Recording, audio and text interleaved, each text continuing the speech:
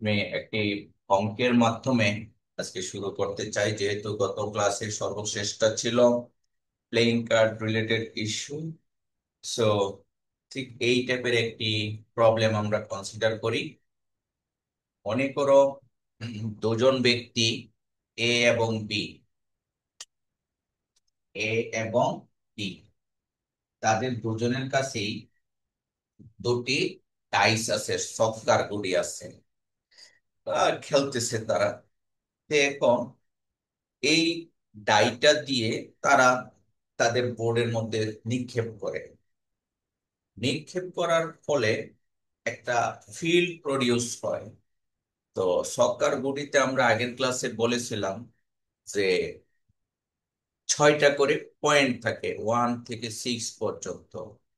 তাহলে যেহেতু দুইজন ব্যক্তির কাছে দুটি ডাইস আছে, তাহলে এই ডাই দুটি দিয়ে একটা প্রবাবিলিটি ফিল্ড প্রডিউস করব বা টেবিল তৈরি করব, স্যাম্পল স্পেস বলা হয়। তাহলে আমাদের কাছে ডাই আছে দুটি, এই দুটি ডাই দিয়ে আমি একটি স্যাম্পল স্পেস তৈরি করি।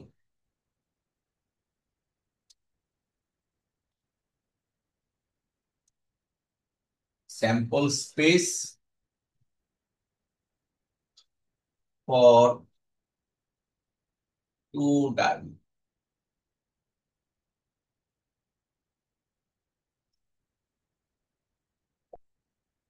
Two dice. এখন মনে করুন টেবিলটা এই টাইপের, 1 2 3 4 5 আমি নিউমারিক ভ্যালু দিলাম। এখানেও 1 2 3 4 5 6। এ ব্যক্তির কাছে একটা ডাই আছে, আর অনুরূপ ভাবে বি ব্যক্তির কাছে আরেকটি ডাই আছে। তাদের এই ডাইগুলো একই সাথে যখন নিক্ষেপ করে, তাহলে কি কি ধরনের স্যাম্পল হতে পারে, কি কি ধরনের আউটপুট আসতে পারে, তার একটা টেবিল আমরা তৈরি করি। তো এখানে গ্রাজুয়ালি আমরা করতে পারি এরকম: 1 কমা 1, 1 কমা 2, 1 3, 1 4, 1 5 and 1 6। এটা হলো, আমরা কি করলাম, প্রথম ব্যক্তির যে ওয়ান পয়েন্টটাকে ফিক্সড রেখে দ্বিতীয় ব্যক্তির ডায়ে যে 6টা আছে সেগুলিকে আমরা একটা স্যাম্পল তৈরি করেছি, এইভাবে 6টা পেজ। অনুরূপ ভাবে আরো 30টা করা যাবে, সেগুলি আর বললাম না। সেটা এভাবে লেখা যায়: 2 1, 2 2, 2 3, 2 4, 2 5, 2 6, 3 1, 3 2, 3 3, 3 4, 3 5,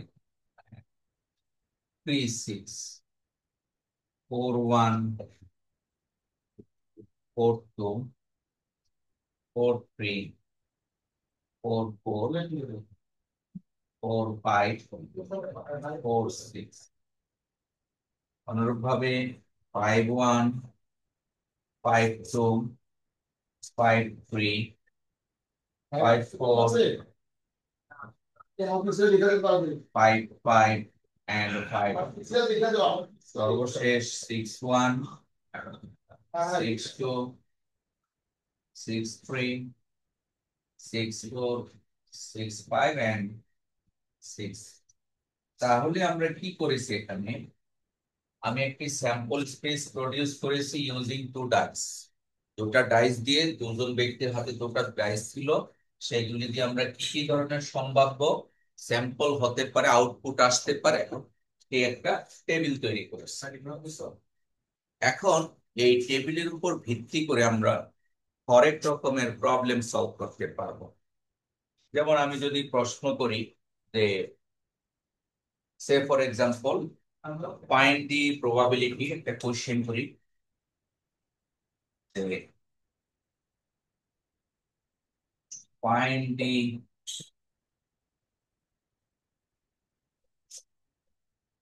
probability that the total number of that the total number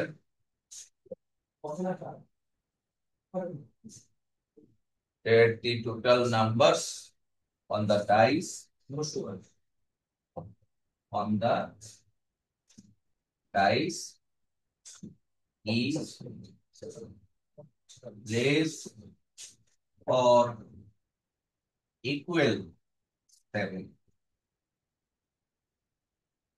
আমি এই দুটা ডাইস থেকে যে স্যাম্পল তৈরি করেছি স্যাম্পল স্পেস, এখন থেকে এই প্রশ্নটা করব যে find the probability that the total numbers on the dice is less or equal 7, অর্থাৎ 7 অথবা 7-এর চেয়ে কম হওয়ার সম্ভাবনা কত ডাইসগুলির মধ্যে।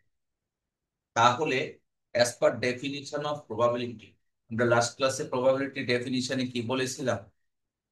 the ratio of favorable outcome to the possible total outcome. Favourable outcome মানে কি? আমার পছন্দের, অর্থাৎ টার্গেট আউটকাম, আমরা কি চাচ্ছি। তো এখানে এই প্রশ্ন থেকে টার্গেট আউটকামটা ফাইন্ড আউট করতে হবে। What is the target outcome? Target outcome is the total is less or equal 7, এদের যোগফল 7 অথবা 7-এর চেয়ে কম হবে, তার সম্ভাবনা কত। আর টোটাল আউটকামটা কত। দুইটা ডাইস যদি আমরা নিক্ষেপ করি এট এ টাইম, তাহলে কি ধরনের টোটাল স্যাম্পল স্পেসে এখানে কয়টা আউটকাম আছে, কয়টা স্যাম্পল আছে বলো তো দেখি। স্যার 36 টোটাল আছে। টোটাল আউটকাম আছে 36, আর ফেভারেবল আউটকাম এটা গণে বের করতে হবে। ফেভারেবল আউটকামটা কিভাবে ফাইন্ড আউট করা হবে? প্রশ্নে বলা হচ্ছে লেস দেন অর ইকুয়াল 7। আমরা দেখতে পাচ্ছি 7 অথবা 7-এর চেয়ে কম হয়, এই সংখ্যাটা তো অনেক বেশি। দেখো তো এই উপরের গুলি, আমি একটা দাগ টেনিস, এই দাগের উপরের গুলি সবগুলির যোগফলই 7 অথবা 7-এর চেয়ে কম। দেখো কথাটা বোঝা যাচ্ছে কিনা। তাহলে in this regard, what is the probability under this condition? তাহলে কত হয়? তাহলে আমরা যদি ইভেন্টকে ধরি এই, অর্থাৎ total number of possible outcome, here the total number of possible outcome, number of S হলো, আমরা চার্ট থেকে দেখলাম 36, আর let a is equals to total number of the total numbers, the total numbers on the dice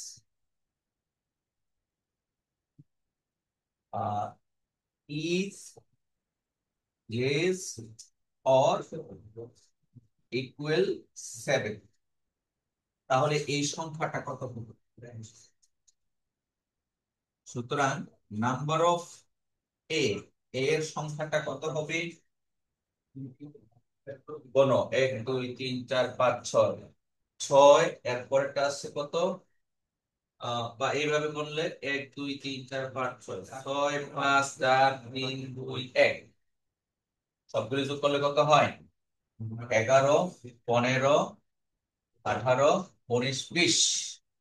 তাহলে number of a is 20, therefore probability of a is equals to n of a divided by n of s, that is 20 divided by 36, that is তুমি যদি 4 দিয়ে কাটতে হয় 5, 4 দিয়ে কাটলে হয় 9। 5/9, এটি হলো অ্যান্সার। এই কোশ্চেনের অ্যান্সারটা হলো, দেখো বুঝতে পেরেছো কেন? আমরা কিন্তু গত ক্লাসে প্রবাবিলিটির সংজ্ঞা পড়িয়েছি, as per definition of probability, which is favourable outcome to the total outcome. অর্থাৎ number of A is favourable outcome, target outcome, আর number of S is total outcome. এই রেশিওটাকে বলা হচ্ছে প্রবাবিলিটি। সুজাত, বুঝতেছো? জি স্যার, বুঝছে। স্যার এই শর্ট কি দেওয়া থাকবে নাকি স্যার এমনি কোশ্চেনটা কিভাবে হতে পারে নিচে? আহ শর্টটা কি দেওয়া থাকবে স্যার? কথা বুঝতেছি মানে না, যেটা আমরা আমার বলো। যে স্যাম্পলটা স্যার করলাম, মানে আমাদের যে এই যে 36টা যে টোটাল আউটকাম বানালাম, এটা কি দেওয়া থাকবে নাকি কেমন কোশ্চেনটা হবে স্যার? না না না না না, স্যাম্পলটা এটা, এই টেবিলটা তৈরি করে নিতে হবে। প্রশ্নটা আমি বলে দিচ্ছি। প্রশ্নটা আহ প্রশ্নটা কিভাবে আসে দেখো, একটু শেয়ারিং এর মাধ্যমে দেখাচ্ছি।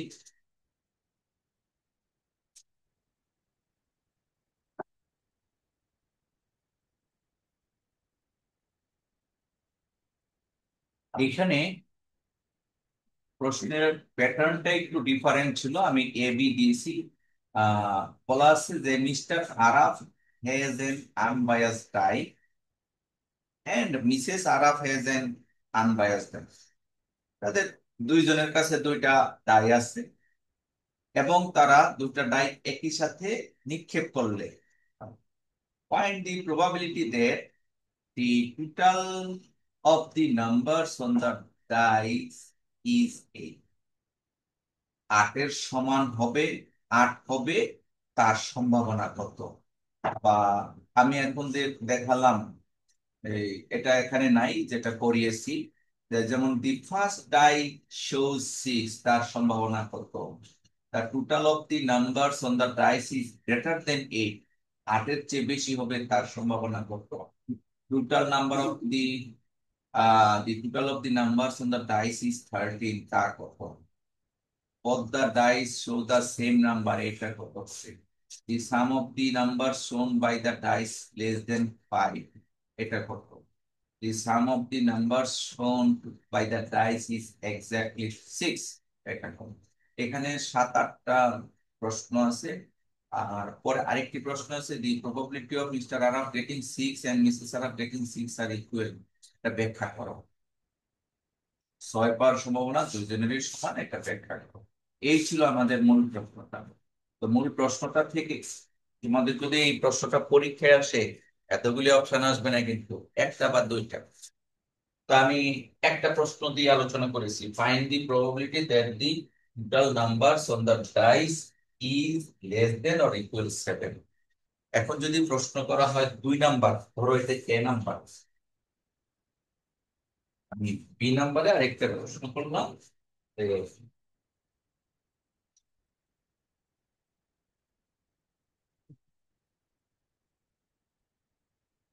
বি নাম্বারের কোশ্চেনটা হলো সাম অফ দি নাম্বারস ইজ 13, এটা কত হবে? কি হবে? হ্যাঁ, সৌরভ, সৌরভ হোসেন। তাহলে এই হলো বি কোশ্চেন। তাহলে আমরা ধরবো let A equals to the sum of the numbers is 13। তাহলে এটা যোগফল, এই ডাইস দুটার এখানে যত আছে তার যোগফল হবে 13, এটাকে আমরা ধরে নিলাম এ। সুতরাং নাম্বার অফ এ কত বলো তো দেখি। আশা, আশা বলতে পারবে নাম্বার অফ এ কত?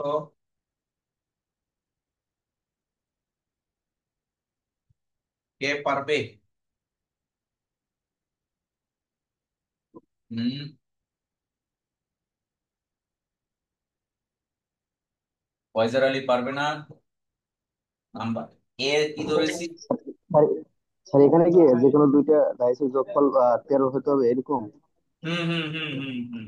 সাম অফ দি স্যার নাম্বারস এখানে ইজ তো 13।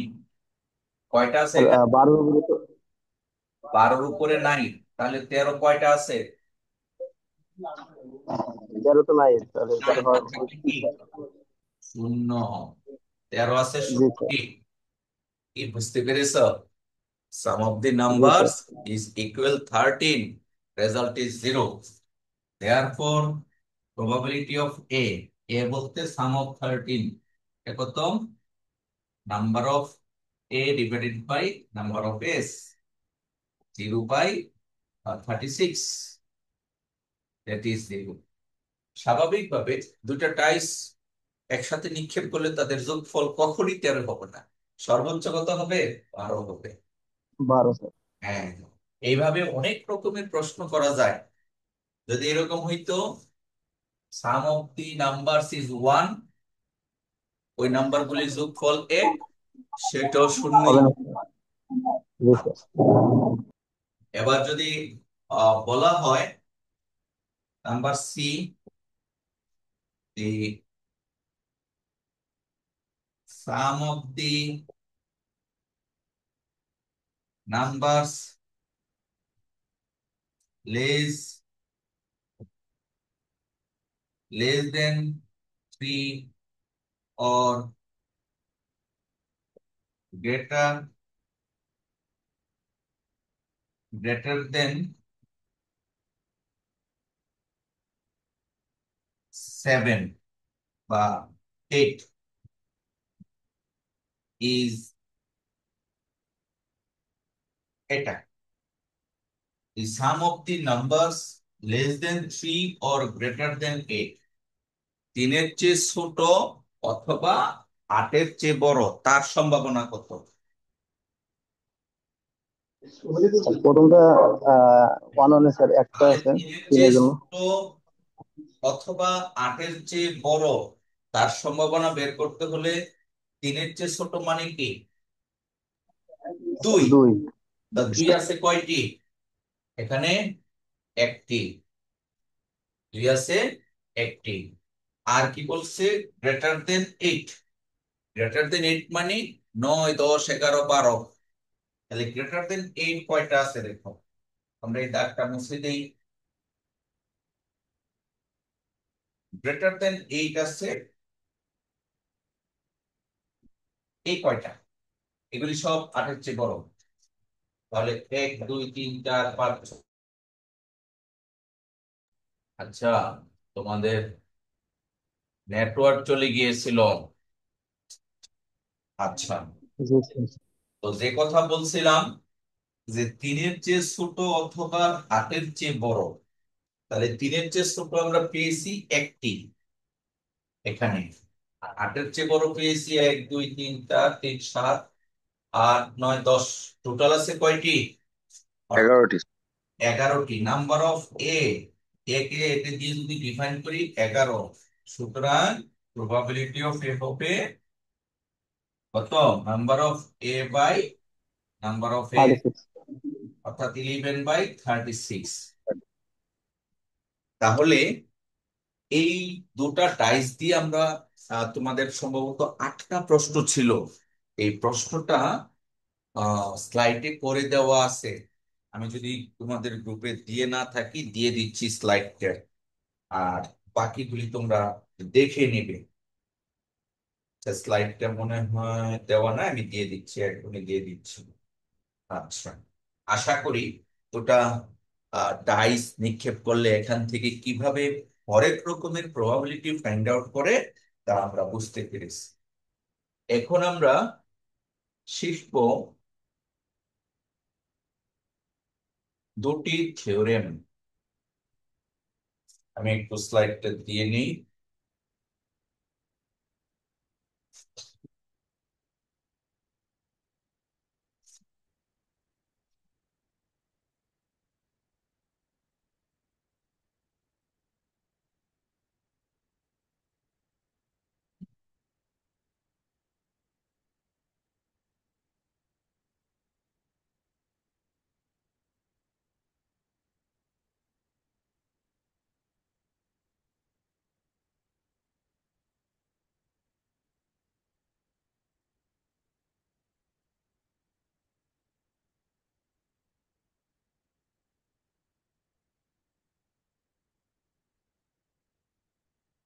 আমাদেরকে স্লাইড দিয়েছি। খুব সংক্ষিপ্ত ভাবে দুটি থিওরেম শিখবো। নাম্বার ওয়ান ইজ ডিস্ট্রিবিউশন ল।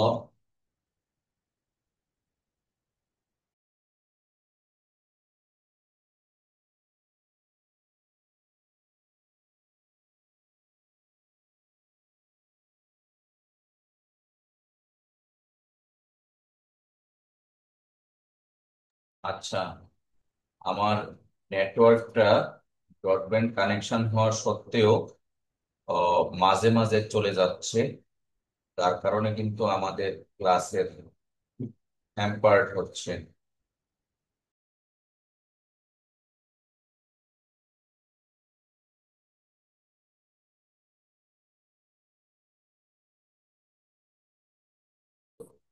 যে কথা বলছিলাম, দুটি থিওরি পড়াবো। আসলে অনলাইনের ক্লাস যদি নেট না থাকে পড়ানো যায় না। তো একটি থিওরির নাম হলো ডিস্ট্রিবিউশন ল, আরেকটি হলো ডিমরগানস ল।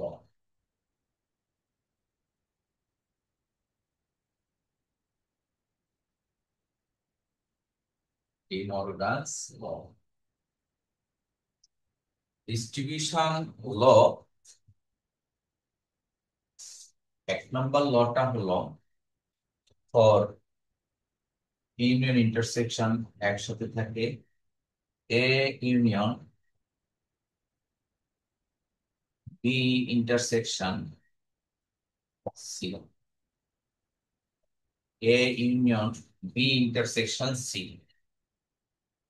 তা হলো এ এর সাথে বি এর ইউনিয়ন হবে A union B intersection A union C.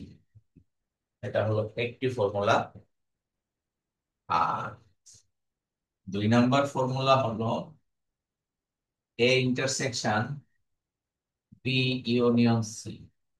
Just চিহ্নগুলি আমরা পরিবর্তন করে দিলাম, তাহলে রেজাল্ট হবে A intersection B union A intersection C. এ দুটিকে বলা হয় ডিস্ট্রিবিউশন ল। আর পার্শে লিখেছি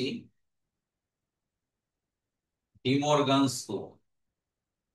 ডিমরগানস ল দুটি একইভাবে। প্রথমটি হলো A union B whole prime dash, A union B whole prime is A dash intersection D dash. আর দুই নাম্বার হলো A intersection B whole prime is A dash union D dash. একটু উল্টা। এই এটাকে বলা হচ্ছে ডিমরগানস ল, আর এই দুটিকে বলা হয়, সরি ওইটা ডিস্ট্রিবিউশন ল, এই দুটো হলো ডিমরগানস ল। আমাদের আমরা এখন এই ল দুটা প্রমাণ করব, ঠিক আছে কিনা। তো প্রমাণটা 9-10-এ তোমরা পড়েছো, যারা 9-10-এ মনোবিজ্ঞে পড়েছিলে, ভেন ডায়াগ্রাম দিয়ে প্রমাণ আছে, তারপরে সেট দিয়ে প্রমাণ আছে। ধরো এ বি সি যদি আমরা ফাইনাইট কতগুলি সেট দিয়ে দেওয়া হয়, হুম, তাহলে টেবিল আকৃতির সেট, তাহলে কিন্তু আমরা দুই পক্ষ সমান দেখাতে পারবো। এটা হলো সেট দিয়ে প্রমাণ করা। আর ইউনিয়ন মানে কমন আনকমন, আর ইন্টারসেকশন হলো শুধুমাত্র ওই দুটি সেটের কমন। আর তাছাড়া ভেন ডায়াগ্রাম দিয়ে আমরা করতে পারি। ভেন ডায়াগ্রাম,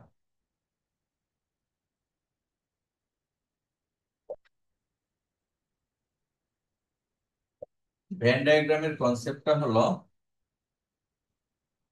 এ প্রাইম বলতে বোঝানো হয়, এটা যদি এ হয় আর এই পুরোটা যদি ইউনিভার্সাল সেট ইউ হয়, তাহলে এ প্রাইম হবে, আমরা একটা সেট দিয়ে কনসিডার করছি, এ প্রাইম হবে ইউনিভার্সাল সেট মাইনাস এ।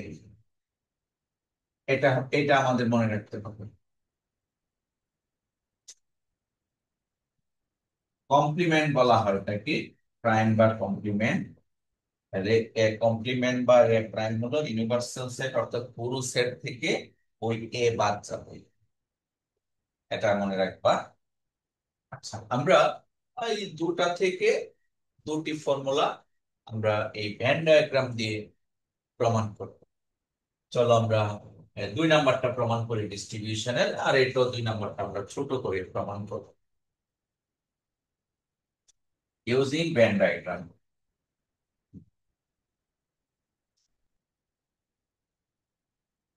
Proof two.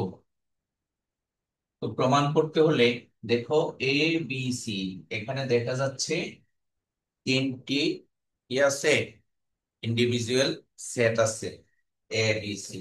তাহলে আমরা, এবং তাদের ইউনিয়ন আছে।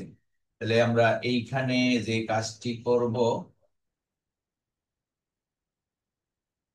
আমার জায়গাটা কম তাই আমি একটু ছোট করে দিয়েছি। পুরো বড়টা হলো ইউনিভার্সাল সেট ইউ, তার মধ্যে আমরা বাম দিকেরটা এ, ডান দিকেরটা ধরলাম বি, আর নিচেরটা ধরলাম সি। একইভাবে আমরা আরেকটি সেট তৈরি করব এখানে, এ B C, A B C. এই দুটা সেট দিয়ে আমরা প্রথম সেট দিয়ে এ কে রিপ্রেজেন্ট করতে চাই, আর দ্বিতীয় সেটটা দিয়ে B union C K represent করতে চাই। তাহলে এখানে আমরা এ কে রিপ্রেজেন্ট করব, আর এখানে B union C K represent করব। এ কতটুকু সেটাকে আমরা হাইলাইট করব। তো আমার কাছে তো হাইলাইটার নাই, আমি মার্কার দিয়ে হাইলাইট করতেছি। এ হলো এই পুরোটুকু, বুঝে গেল? হুম। জি স্যার। জি স্যার। আচ্ছা, পি ইউনিয়ন সি কতটুকু সেটা আমরা হাইলাইট করতেছি। পি ইউনিয়ন সি,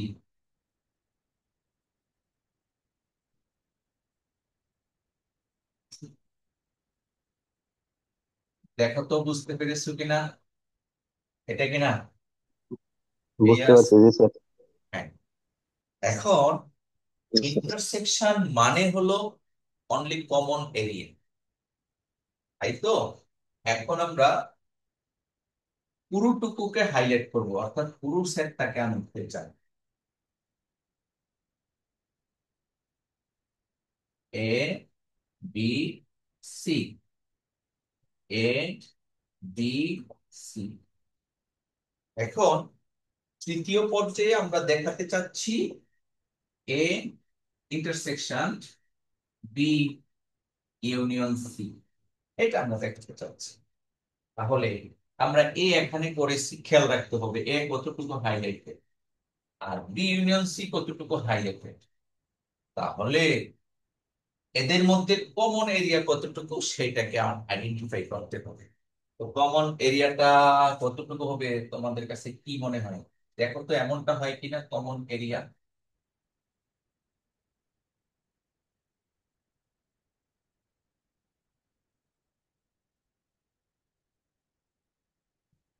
এমনটা আসে? জি স্যার। জি স্যার। বুঝতে গেল? এ কিন্তু ব্রেন থেকে বুঝতে হবে যে এই ইন্টারসেকশন বি ইউনিয়ন সি কতটুকু। এটাই হলো লেফট হ্যান্ড সাইড ভ্যালু। আমরা এখন রাইট হ্যান্ড সাইড ভ্যালুটা প্রডিউস করব, সেটা যদি এর মতো হয় তাহলে দুইটা সত্য। এইভাবেই ভেন ডায়াগ্রাম দিয়ে প্রমাণ করা হয়। তাহলে আমরা লেফট হ্যান্ড সাইডের চিত্রটা পেয়ে গেলাম। এখন রাইট সাইডের কাজটুকু করতে গেলে আমরা প্রথমে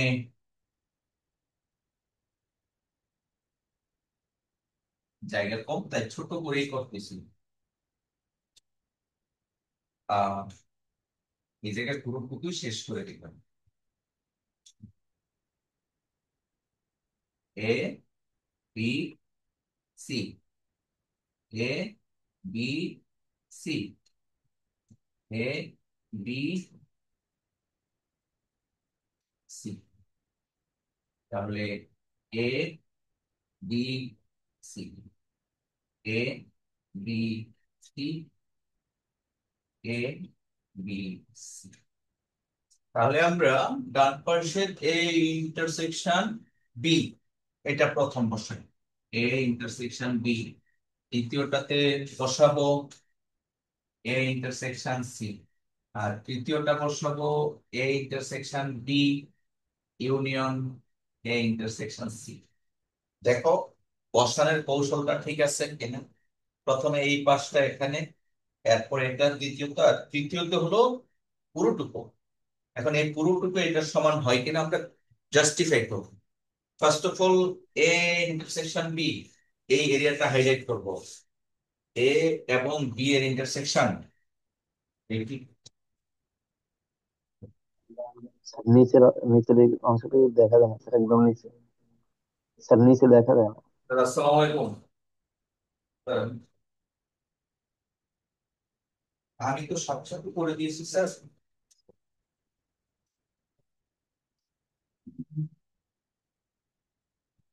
অফিসে দিয়েছি, অফিস থেকে পাঠিয়েছে এবং অফিস থেকে আমাকে দিয়েছে, আমি অনলাইনে আপলোড করে দিয়েছি। জি আমাদের অফিসে। হুম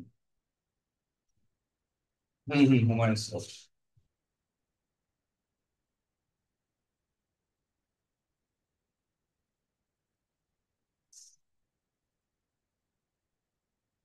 আচ্ছা, বুঝতে পারছি।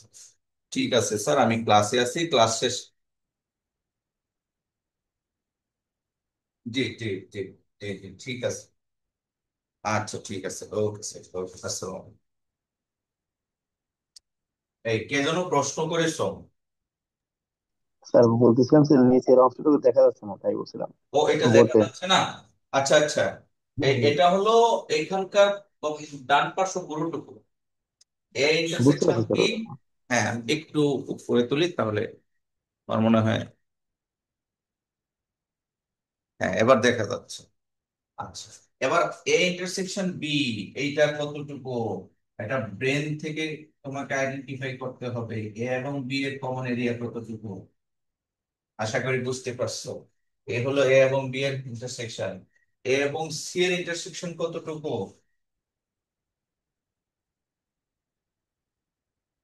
দেখো ঠিক আছে কিনা। এ হলো এ এবং সি এর ইন্টারসেকশন। তাহলে এই দুটা কি হবে, ইউনিয়ন। তা তাহলে এই দুটার ইউনিয়ন তাহলে কতটুকু হবে,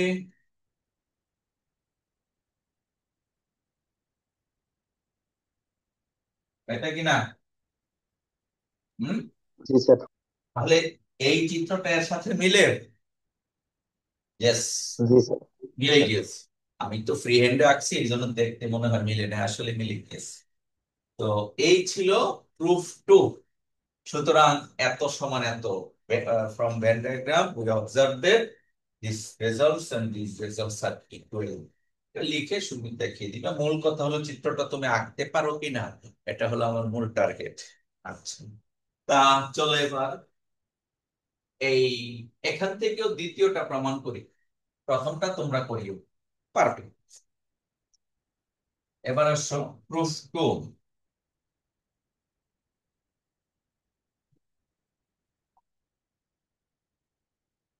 প্রুফ টু তে ফার্স্ট অফ অল আমাদের এইখানে বুঝতে হবে আহ দুইটা আইটেম আছে, সেট আছে দুটা। তার মানে আমরা এই একটা সেট, এই আরেকটা সেট করব। তাহলে প্রথম সেট এ, তারপরেরটা বি।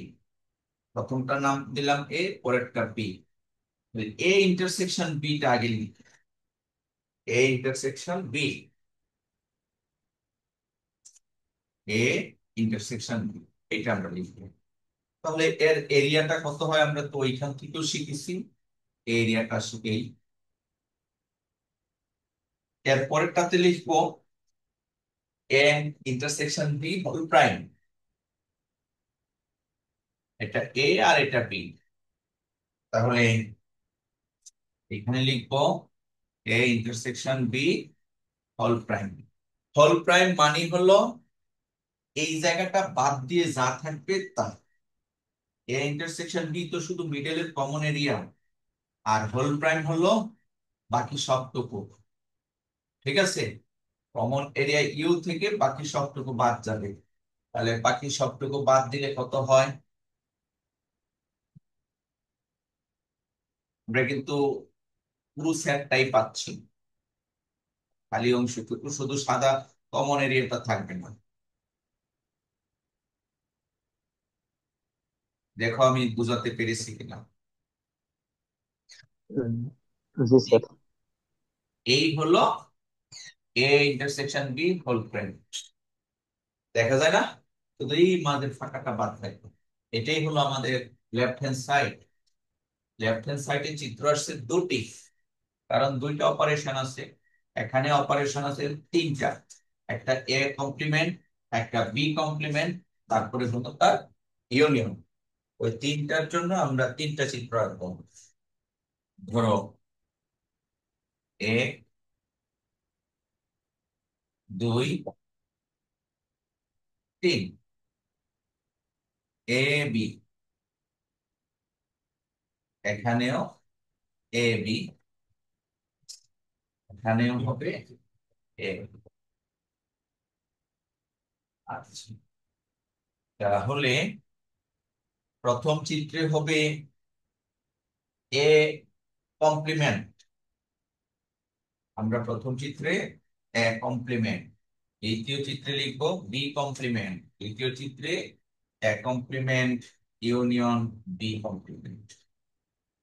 এ কমপ্লিমেন্ট কতটুকু? এ কমপ্লিমেন্ট হলো এ বাদ দিয়ে বাকি সবটুকু, একটা ফাঁকা থাকবে। এই হলো এ কমপ্লিমেন্ট, যেখানে এ কমপ্লিমেন্টের চিত্র। আর বি কমপ্লিমেন্টের চিত্র, বি ফাঁকা থাকবে।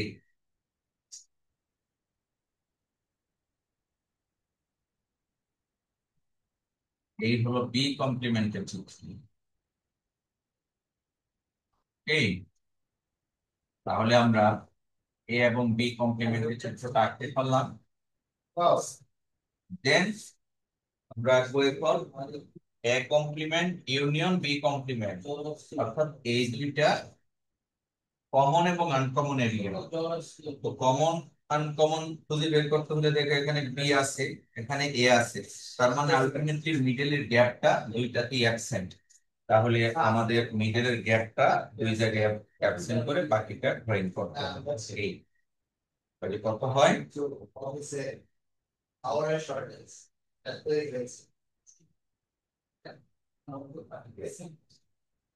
এই ছিল আমাদের ডিমোরগানস ল এর প্রমাণ।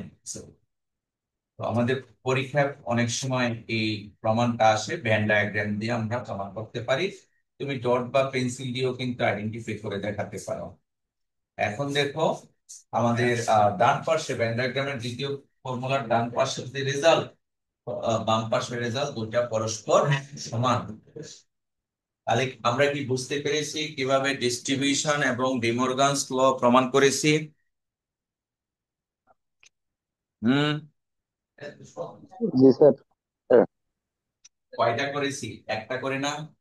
বাকিটা তোমার দায়িত্ব, তোমাদের দায়িত্ব। বাকি দুইটা প্রমাণ তোমরা করে গ্রুপে আমাকে জমা দিয়ে দেবে, তাহলে আমি বুঝতে পারবো যে এটা তোমরা বুঝতে পেরেছি। আমরা বুঝিয়ে দিলাম, প্রমাণ দুটি করিয়েছি আর দুটি প্রমাণ তোমরা করবে।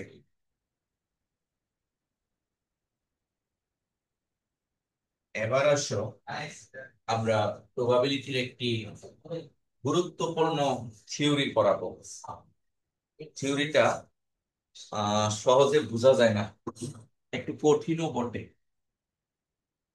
একটু শেয়ার করে দেখি, তারপরে আমরা আলোচনা করব এবং প্রয়োজনে পরবর্তীতে আমরা বোর্ডে তুলে যাবো থিওরিটা বোঝার জন্য। ও, থিওরির নাম বায়েস theorem.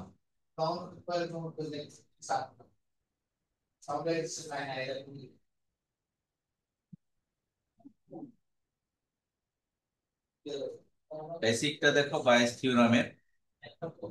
If a1 a2 up to an is a partition of a sample space, then the posterior probabilities of the events AI conditional on an event B can be obtained from the probabilities P of AI and P of B condition AI using this formula. আর এই ফর্মুলাটাকেই বলা হচ্ছে বাইরাস theorem. আমি আবার পড়ছি, এতক্ষণ যা পড়েছি সেটাকে আমি একটু চিত্রের মাধ্যমে দেখানোর চেষ্টা করি, তাহলে খুব সহজে আমরা বুঝে যাব।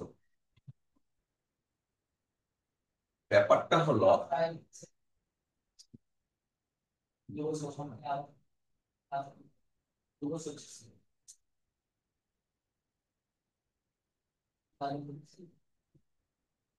বাইরেস theorem.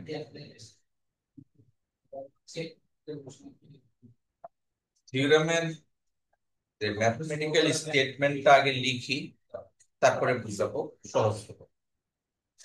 probability of a condition, sorry a না, এটা হবে ai condition b is equals to উপরে এবং নিচে একই ধরনের রাশি বসে, উপরে যা বসে নিচে তাই বসে। পার্থক্য হলো নিচে সামেশন বসবে, উপরে সামেশন বসবে না। যেমন probability of ai into probability of b condition ai, আর নিচে একটা সামেশন বসবে, এটা হলো probability of ai probability of b condition ai। তাহলে সংজ্ঞার মধ্যে আমরা দেখতে পেলাম সামেশনে আমরা মনে করো যে এটা একটু আই দিয়েছি তো 1 2 3, এটা আই এর মান 1 থেকে মনে করো আপ টু n, n কত এটা প্রশ্নে বোঝা যাবে। তাহলে এই হলো বাইয়েস থিওরেম। এবার আসো এই থিওরামটাকে আমরা চিত্র দিয়ে ব্যাখ্যা করি। কিছুক্ষণ আগে যে সংজ্ঞাটা করেছিলাম সেই সংজ্ঞা অনুযায়ী ধরো টোটাল একটা স্যাম্পল স্পেস যার নাম দিলাম আমি এস। এই এসটাকে আমরা পার্টিশনিং করব, কেটে কেটে অনেকগুলা টুকরা করলাম, একটি, দুইটি, তিনটি, এইভাবে ডট ডট ডট ডট অনেকগুলা, ফাইনালি মনে করো এন সংখ্যা হলো। প্রথম পার্টিশনটার নাম দিলাম A1, পরেরটার নাম দিলাম A2, A3, এইভাবে আপ টু an। তাহলে টোটাল সিস্টেমটাকে কয় ভাগে ভাগ করেছি? n সংখ্যক ভাগে আমরা ভাগ করেছি, পার্টিশন করেছি। এখন অ্যাজ পার কোশ্চেন আরেকটি সেট নিতে বলেছে, সেই সেটটাকে আমি আগে নেওয়ার দরকার ছিল, সেই সেটটার নাম দিলাম এই সেটটার নাম দিলাম বি। এমন ভাবে বি সেটটাকে কনসিডার করা হয়েছে যেন প্রত্যেকটা পার্টিশনের মধ্যে বি কন্টেইন করে, বি প্রত্যেকটা পার্টিশনে অবস্থিত। ওই যে as per definition of conditional probability, দেখো probability of a1, এখানে একটা ব্র্যাকেট দেওয়া হয়নি, আর probability of b condition a1, অর্থাৎ a1 এর মধ্যেও থাকতে হবে, a2 এর মধ্যেও থাকতে হবে, আপ টু an এর মধ্যে থাকতে হবে। অর্থাৎ যে কয়টা পার্টিশন থাকবে এই সবগুলির মধ্যেই বি টা থাকতে হবে। বি যদি একটা দোষ হয় এই দোষটা সকলের মধ্যেই থাকতে হবে। বি যদি একটা গুণ হয় সেই গুণটা সকলের মধ্যেই থাকতে হবে। এই ঠিক আছে, এই হলো সিস্টেমটা। তাহলে ব্যাপারটা কি? ব্যাপারটা দাঁড়াচ্ছে প্রবাবিলিটি অফ এআই। এআই বলতে আই এর মান 1 2 3 হতে পারে। 1 হলে probability of A one, condition B A one থেকে হবে এর সম্ভাবনা যদি বি ঘটে। আমি একটা গল্প বলি তাহলে এই বায়াস থিওরাম সহজে বুঝে যাবে। গল্পটা হলো, ধরো আমি একটা ইন্ডাস্ট্রিয়ালিস্ট, ছোট একটা ইন্ডাস্ট্রিয়ালিস্ট। আমার ইন্ডাস্ট্রিতে আমি মনে করো যে ইলেকট্রিক বাল্ব প্রডিউস হতে পারে না। আমার বাল্ব প্রডিউস করার জন্য 3 সেট ইকুইপমেন্ট আছে, অর্থাৎ 3 সেট কিট আছে বা মেশিন আছে। এ সেটের মধ্যে থেকে দৈনিক মনে করো যে 10,000 বাল্ব প্রডিউস হয়। বি সেট আরেকটা আছে, দ্বিতীয় মেশিনের যে সেট যেখান থেকে বাল্ব প্রডিউস হয়, সেখান থেকে দৈনিক 5,000 প্রডিউস হয়। আরেকটা প্লান্ট আছে সি প্লান্ট, সেখান থেকে মনে করো দৈনিক 4,000 প্রডিউস হয়। আমি গল্পটা কি বললাম, আমার 3টা প্লান্ট আছে, A plant, B plant, C plant. Per day এখানে 1,000 বাল্ব প্রডিউস হচ্ছে, 500 বাল্ব প্রডিউস হচ্ছে, আর এখানে 400 বাল্ব প্রডিউস হচ্ছে। তো ছোট বড় তো থাকতেই পারে, তাই না? তোমরা কি গল্প শুনতেছো? জি স্যার। ওকে, কি জি বলিস? স্যার। এক ব্যক্তির একটা ইলেকট্রিক বাল্ব প্রডিউসের ইন্ডাস্ট্রি আছে, যেখানে 3টা প্লান্ট আছে। প্রথম প্লান্ট থেকে দৈনিক মনে করো 1,000 ইলেকট্রিক বাল্ব প্রডিউস, দ্বিতীয় প্লান্ট থেকে দৈনিক 500, তৃতীয়টা থেকে 400, একটু ছোট 400। ইন্টারেস্টিং, আমাদের জানা থাকতে হবে প্রত্যেকটা মেশিনেরই ডিফেক্টিভ রেট থাকে, অর্থাৎ একটি নষ্ট যে হয় এটার একটা রেট থাকে, মেশিনের গায়ে লেখা থাকে যে প্রতি 1,000-এ বা প্রতি 100-তে এতটা নষ্ট পাওয়া যায়। এটাকে বলা হয় রেটিং। হ্যাঁ, কোন মেশিনের কার্যক্ষমতা কতটুকু। অর্থাৎ এ এ প্লান্টের প্রতি 100টার মধ্যে ধরো 3টা নষ্ট হয়। নষ্ট তো হতেই পারে, তাই না? নষ্ট হওয়ার শর্ত হলো মনে করো এটা 3% নষ্ট হয়, আর এটা নষ্ট হয় মনে করো কথার কথা 2%, আর এটা নষ্ট হয় 1%। প্রতি 100টার মধ্যে একটা নষ্ট পাওয়া যায়, যাতে 2টা পাওয়া যায়, যাতে 3টা পাওয়া যায়। এটা হলো নষ্ট বা ডিফেক্টিভ আইটেম। এই ডিফেক্টিভ আইটেম এ প্লান্টের হয় 3%, বি প্লান্টের ডিফেক্টিভ হয় 2%, আর সি প্লান্টের ডিফেক্টিভ হলো কি 1%। এটা জাস্ট দেওয়া আছে। এখন আমার প্ল্যান থেকে আমার প্ল্যান থেকে একটা কোম্পানি ধরো 20,000 ইলেকট্রিক বাল্ব নিয়েছে, অর্ডার দিয়েছে, আমি 20,000 বাল্ব দিয়েছি তাকে। 20,000 বাল্ব কিন্তু এই 3টা মেশিন থেকে প্রডিউস হয়েছে। এখন ওনার যে কিউসি ম্যান আছে, কোয়ালিটি কন্ট্রোল ম্যান, উনি 20,000 বাল্ব থেকে র্যান্ডমলি একটা বাল্ব তুলবো, চেক করলো, চেক করে পাওয়া গেছে বাল্বটা নষ্ট। বাল্বটা নষ্ট। প্রশ্ন হলো ওই নষ্ট বাল্বটা প্রথম মেশিন থেকে প্রডিউস হয়েছে তার সম্ভাবনা কত, অথবা দ্বিতীয় মেশিন থেকে প্রডিউস হয়েছে তার সম্ভাবনা কত, সি তৃতীয়টা থেকে প্রডিউস হয়েছে তার সম্ভাবনা কত। এই ছিল অঙ্ক। কেউ কিন্তু দায় এড়াতে পারে না। কেন? প্রত্যেকেরই দায় আছে, কারণ 3 মেশিন থেকেই কিন্তু আমার বাল্ব প্রডিউস হয়েছে, আর প্রত্যেকেরই ডিফিসিয়েন্সি রেট আছে। কে কত পার্সেন্ট ত্রুটি করে, ভুল করে, মানে নষ্ট বাল্ব প্রডিউস করে। তাহলে র্যান্ডমলি আমরা যখন একটা বাল্ব প্রডিউস করা হলো, সরি চেক করা হলো, সেই বাল্বটা পাওয়া গেল ডিফেক্টিভ বা নষ্ট। যদি নষ্ট হয় তাহলে এ প্লান্ট হওয়ার সম্ভাবনা অথবা বি প্লান্ট হওয়ার সম্ভাবনা অথবা সি প্লান্ট হওয়ার সম্ভাবনা। এই যে কন্ডিশনাল প্রবাবিলিটি, এই নষ্ট হলে প্রথম মেশিন হওয়ার সম্ভাবনা বা দ্বিতীয় মেশিন হওয়ার সম্ভাবনা, তৃতীয় মেশিন হওয়ার সম্ভাবনা, এই টাইপের অঙ্কগুলি এই বায়াস থিওরাম দিয়ে করা হয়।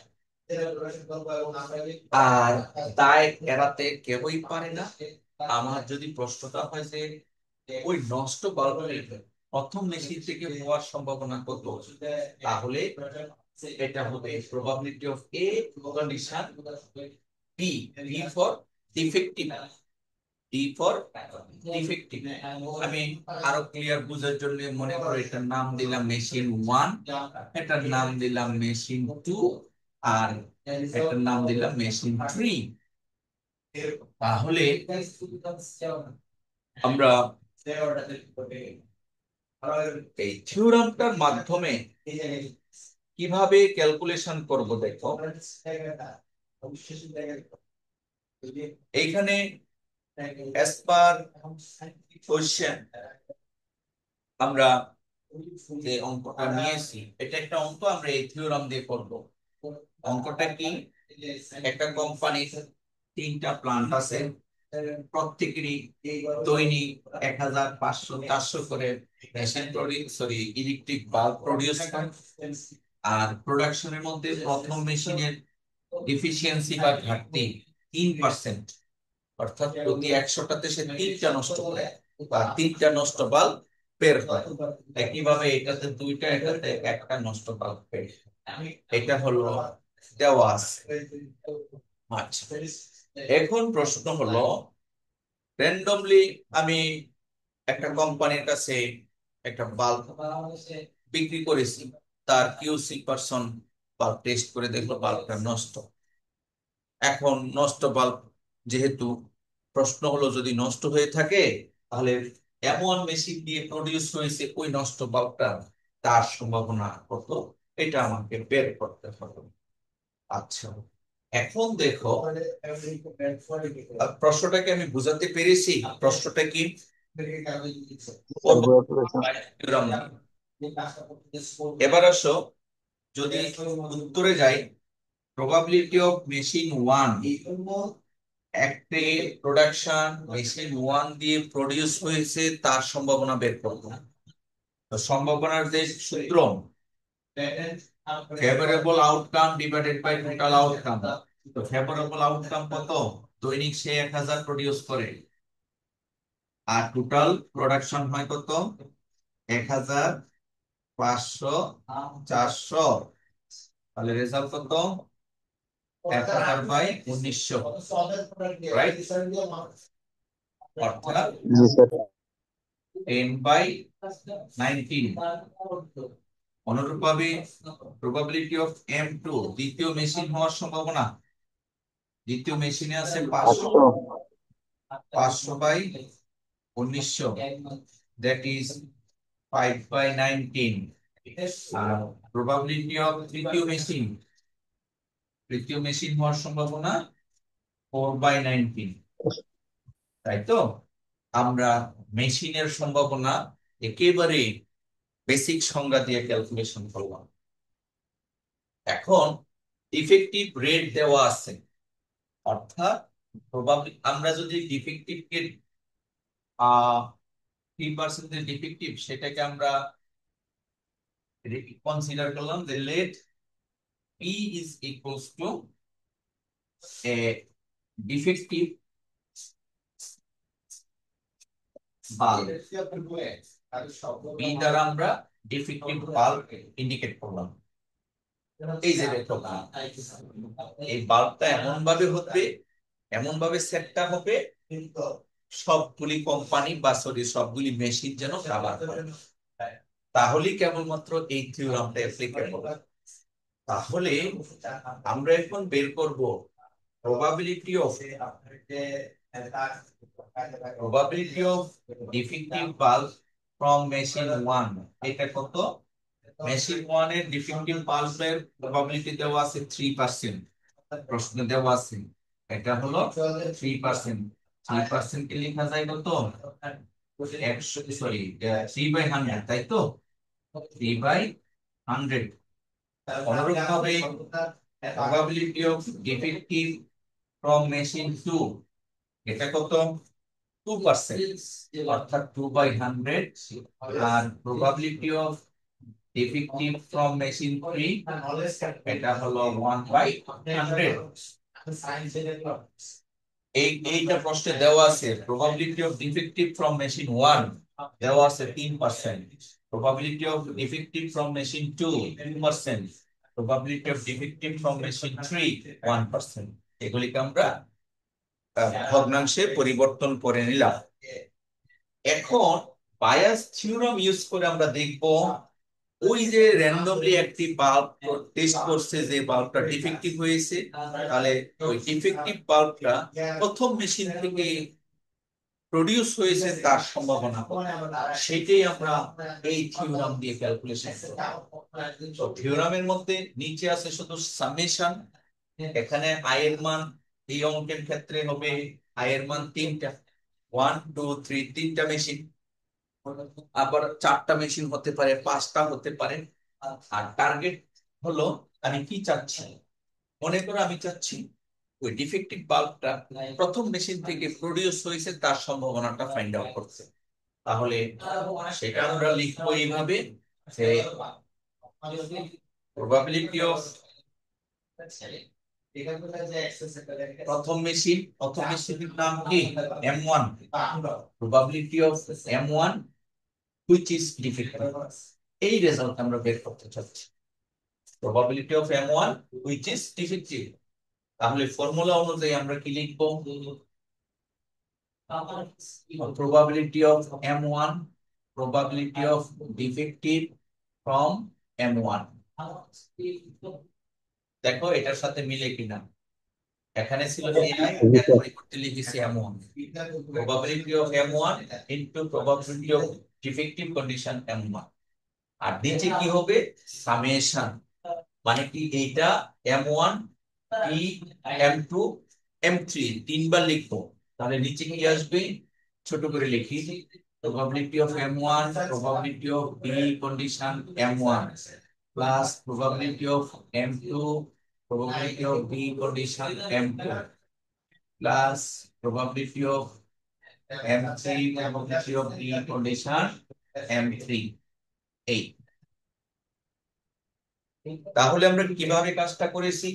probability of M1 condition defective, অর্থাৎ ডিফেক্টিভ হলে প্রথম মেশিন হওয়ার সম্ভাবনা কত, তাহলে প্রথম মেশিনের অংশটা উপরে দিয়ে দিব আর নিচে তিনটারই দিয়ে দিব।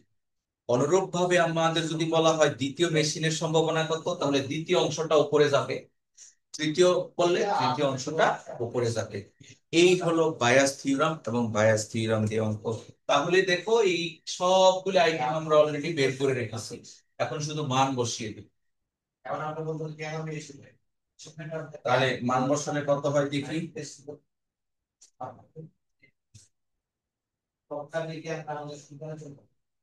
প্রবাবিলিটি অফ M1 এটা হলো 10/19। আসসালামু আলাইকুম। ওয়ালাইকুম আসসালাম। আমি ক্লাসের পরে কথা বলি। জি, আচ্ছা। তাহলে 10/19 into probability of B condition M1, এই যে দেখো probability of B condition M1 3%, অর্থাৎ 3/100, 3/100। এটা সুন্দর করে লিখি, তাহলে এটা 10/19। আর এখানে একইভাবে 10/19 into 3/100 plus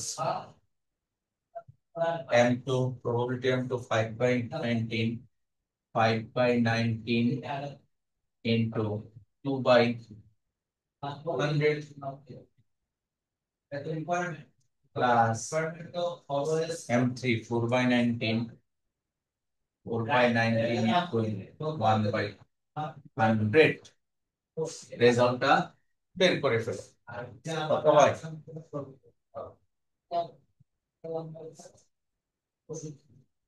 তাহলে স্যার আমাদের 15/22। কত আসছে? 15 15 বাই 22। 15 বাই 22। 22। আচ্ছা, এই টোটাল ক্যালকুলেশন করে তুমি পেয়েছো 15/22, অথবা ডেসিমেলে নিলে কত হয়? পয়েন্ট 68। 68। 68। এই হলো প্রথম মেশিন থেকে নষ্ট বাল্ব পাওয়ার সম্ভাবনা হলো 0.68।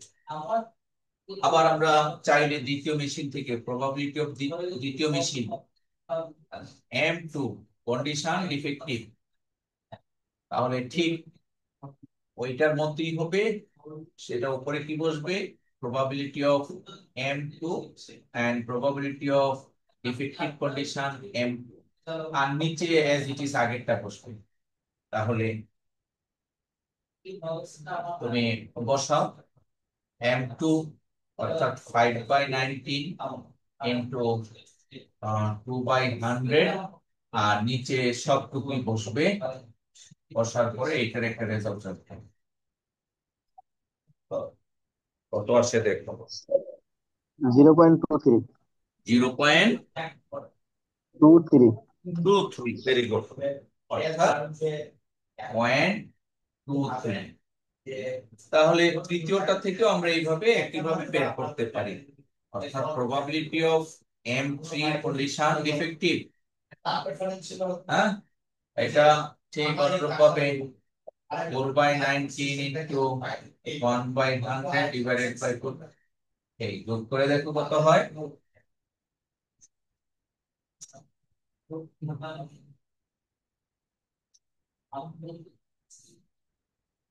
কত হলো?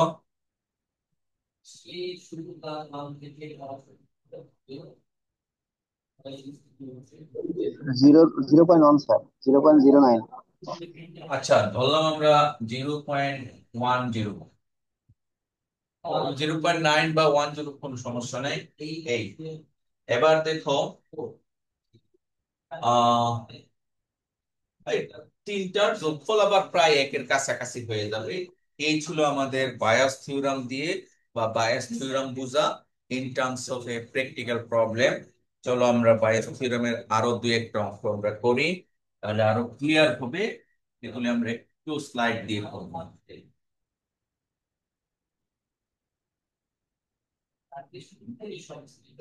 হুম,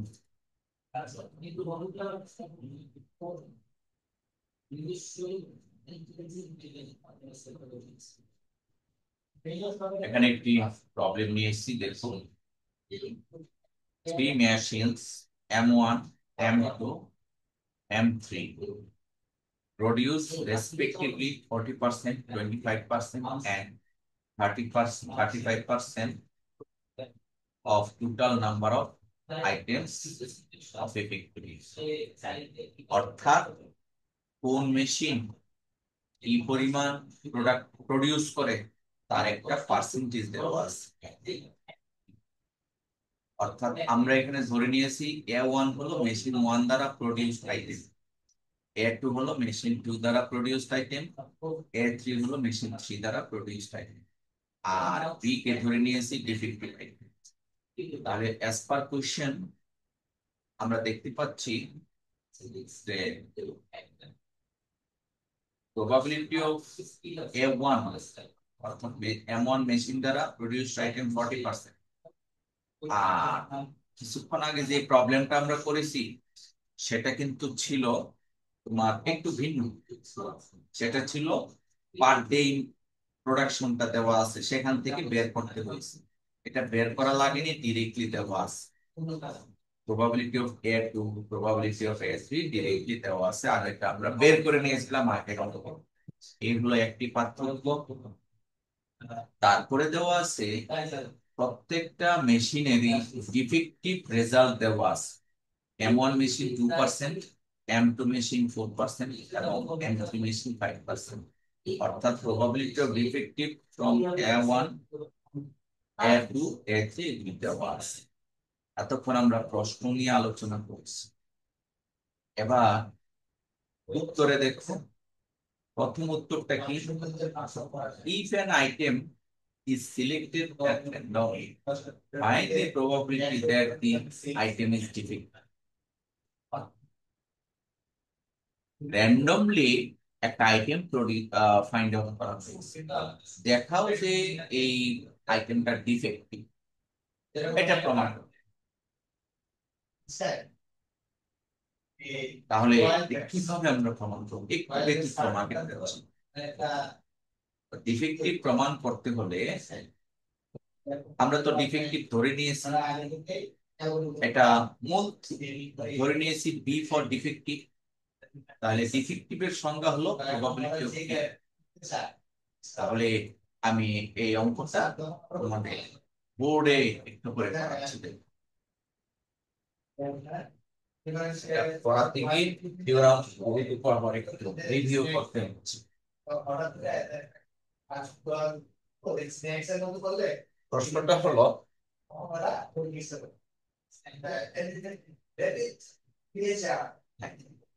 আমাদের মেশিন M1 দিয়ে যে আইটেম প্রডিউস হয় সেটাকে নাম দিয়েছি M1। M2 মেশিন দিয়ে যে আইটেম প্রডিউস হয় তার নাম দিয়েছি আমরা A2। আর M3 মেশিন দিয়ে প্রডিউস হয় তার নাম দিয়েছি A3। আর ইফেক্টিভ আইটেম এটার নাম দিয়েছি আমরা বি। প্রশ্নটাকে নিজেদের মতো করে সাজিয়ে নিন। প্রশ্নে বলা আছে M1 মেশিনের উৎপাদন ক্ষমতা হলো 40%। উৎপাদন ক্ষমতা কত? 40%। Probability of M1 that is A1 এটা হলো 40%, অর্থাৎ 4/10, 40/100 that is 2/5। আর কি দেওয়া আছে? A2 তার কার্যক্ষমতা দেওয়া আছে কত প্রশ্নে? 35%, sorry 25%। 25% that is 1/4। Probability of A3 কত দেওয়া আছে? এটা দেওয়া আছে 35%, অর্থাৎ 35/100, তাহলে 5 দিয়ে কাটলে হয় 7 আর 20। এই তিনটা দেওয়া আছে। আরো কি দেওয়া আছে? ডিফেক্টিভ রেট দেওয়া আছে, অর্থাৎ probability of defective condition A1। A1 থেকে কি পরিমাণ ডিফেক্টিভ আসে এটা প্রশ্নে দেওয়া আছে 2%, অর্থাৎ 2/100, 1/50। অনুরূপভাবে probability of defective from A2 এটা দেওয়া আছে 4%, অর্থাৎ 4/100 that is 1/20। probability of defective from A3 এটা দেওয়া আছে 5%, অর্থাৎ 1/20। এই ইনফরমেশন গুলি প্রশ্নে দেওয়া আছে। তার প্রথম প্রশ্নটা করেছি কি, যে আমরা র্যান্ডমলি একটি বাল্ব প্রোডাক্ট টেস্ট করে ধরলাম, ধরে দেখলাম এটা ডিফেক্টিভ, এই সম্ভাবনাটা কত। অর্থাৎ আমাদেরকে এখন বের করতে হবে চিত্র অনুযায়ী। দেখো, আমরা কিছুক্ষণ আগে পার্টিশনিং করেছি, তবে এইখানে পার্টিশনটা করতেছি তিনটা। প্রথমটা হলো A1, পরেরটা A2, পরেরটা A3, আর এটা হলো B। B তিনটার মধ্যেই আছে। এখন আমাদের বের করতে হবে প্রবাবিলিটি অফ B, এইটা কত বের করতে হবে। তাহলে খেয়াল করে দেখো, B সমান কত? B কে আমরা কিভাবে ডিফাইন করতে পারি? B কে ডিফাইন করতে পারি, B হলো A1 intersection B, A1 intersection B। তাহলে B সমান A1 ইন্টারসেকশন B হলো এই অংশটুকু, তারপরে A1 union A2 intersection B union A3 intersection B. দেখো তো বি এর সংজ্ঞাটা বুঝতে পেরেছো কিনা? বি মানে হলো না স্যার। A1 বি এর ইন্টারসেকশন। আমরা চিত্রটা বুঝিয়ে বুঝিয়ে আঁকতেছি এই এলাকাটা, আবার আরেকটা হলো এই এলাকাটা, আরেকটা হলো এই তৃতীয়টা। এটাই তো বি। এই বলতে এই জায়গাটা, এই জায়গাটা আর এই জায়গাটা, এটাই তো বি। এই জায়গাটার মানে কি? A1 এবং বি এর ইন্টারসেকশন, ইউনিয়ন। যেহেতু আমরা ভেন ডায়াগ্রাম দিচ্ছি ইউনিয়ন দিয়ে, বি আর A2 এর ইন্টারসেকশন এই খাড়া এলাকাটা, আর শেষটা ডট এলাকা হলো বি এবং A3। দেখো বুঝতে পেরেছো কি?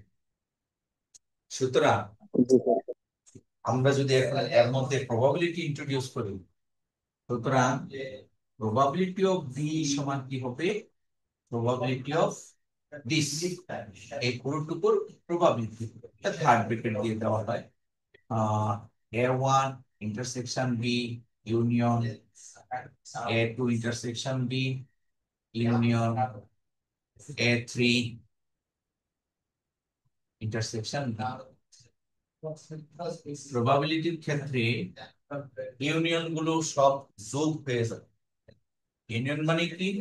এই এলাকাটা যোগ এই এলাকাটা যোগ এই এলাকা, অর্থাৎ probability of A1 intersection B plus probability of A2 intersection B plus probability of A3 intersection B।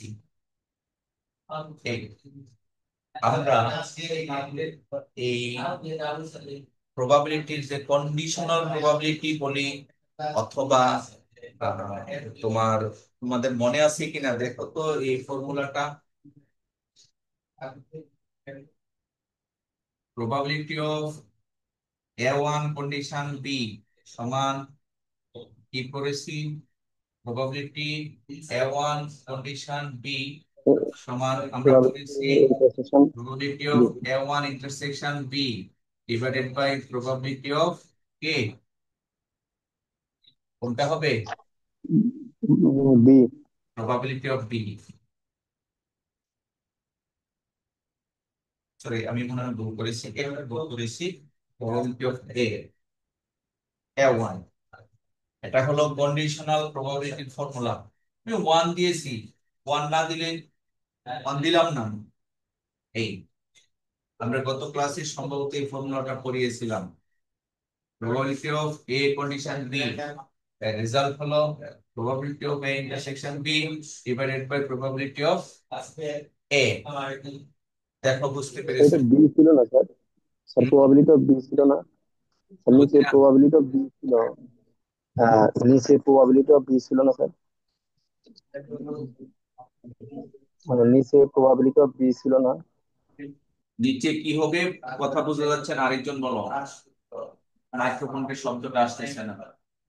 Sir নিচে প্রবাবিলিটি অফ বি হবে না, এটা জিজ্ঞাসা করছি। না না না না, প্রবাবিলিটি অফ বি না এটা।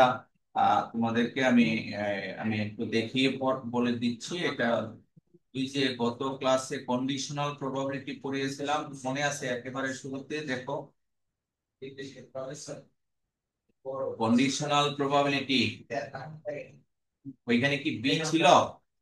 হ্যাঁ, ওইখানে বি ছিল, তাহলে আমি মনে হয় ভুল করেছি। তা এখানে বি ছিল, রাইট। তাহলে আমরা ভুল করেছি, এটা হলো বি। এবার ঠিক আছে, এই ফর্মুলাটা দিয়ে এখন আমরা কি লিখতে পারি? Probability of A condition B সমান probability of A intersection B divided by probability of B। এটা ছিল আমাদের কন্ডিশনাল প্রবাবিলিটি ফর্মুলা।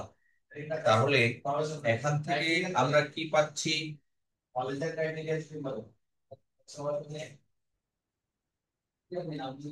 এখান থেকে আমরা লিখতে পারি probability of A intersection B সমান probability of B into probability of A condition B, এটা পাচ্ছি না? probability of G sir. হ্যাঁ A condition B, তাহলে আমরা একটু ঘুরিয়ে লিখতে হবে এটাকে। প্রবাবিলিটি একটু ঘুরিয়ে যদি ফর্মুলাটা করি, যে probability of B intersection A1 plus probability of B intersection A2, একই জিনিস probability of B intersection A3। তাহলে এর সাথে মিলাতে গিয়ে আমরা কি লিখবো? ফর্মুলা অনুযায়ী বলো। probability of A1 into probability of A1 condition B, তাই তো প্রথমটা। একইভাবে probability of A into probability of A1 condition A2, probability of এটা হবে A2 condition B, আর পরেরটা হবে probability of A3 into probability of A3 condition B। Sir এবার এটা কি sir sir probability of A1 into probability of B condition A1? যা তোমার কথাটা আমি শুনতে পাচ্ছি না, অন্যরা শুনতে পাচ্ছি কিনা জানি না। আমি জাস্ট ফর্মুলাটাকে এর সাথে ম্যাচিং করার জন্য ঘুরিয়ে নিয়েছি। A1 ইন্টারসেকশন B কে B ইন্টারসেকশন A1 লিখতে পারি, তা অনুরূপ ভাবে বাকিগুলি করেছি।